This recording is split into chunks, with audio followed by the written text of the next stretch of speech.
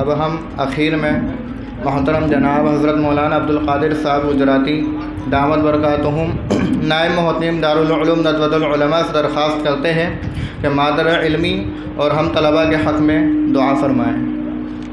حضرت مولانا جعفر مسعود صاحب نے جو بیان فرمایا، اللہ تعالیٰ جزائے خیر دو اور اپنے یہاں قبول فرمائے۔ اتنا جامع بیان تھا کہ اس کے بعد اب کچھ اضافے کی ضرورت نہیں ہے، اور دعا کے لیے بھی خود حضرت ہی زیادہ مستحق ہیں، ہمارے لیے تو امید کہنا کافی ہے۔ بس دو باتیں مجھے ایک بات کہنی ہے، یہ صفات آپ میں کیسے پیدا ہوں گی؟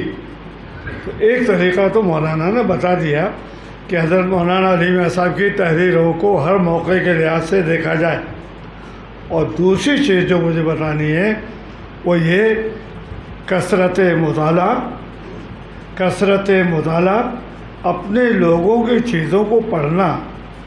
بہت سے لوگ ہوں گے جو فضیلت تک پہنچ جائیں گے اور سیرت النبی انہوں نے نہیں دیکھی ہو، سیرت النبی چھوڑ دیجیے، رحمت عالم بھی نہیں دیکھی۔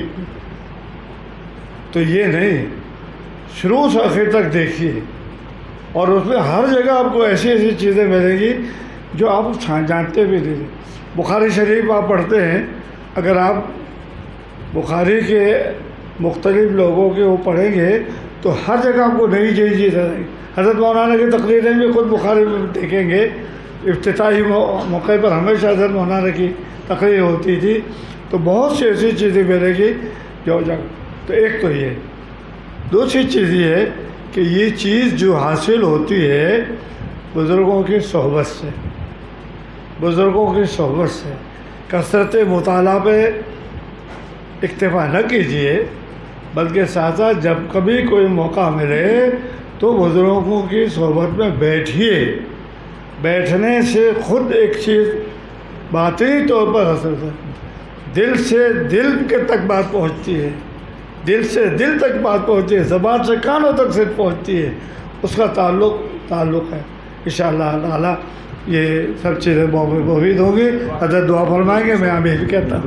نہیں سوال ہی نہیں۔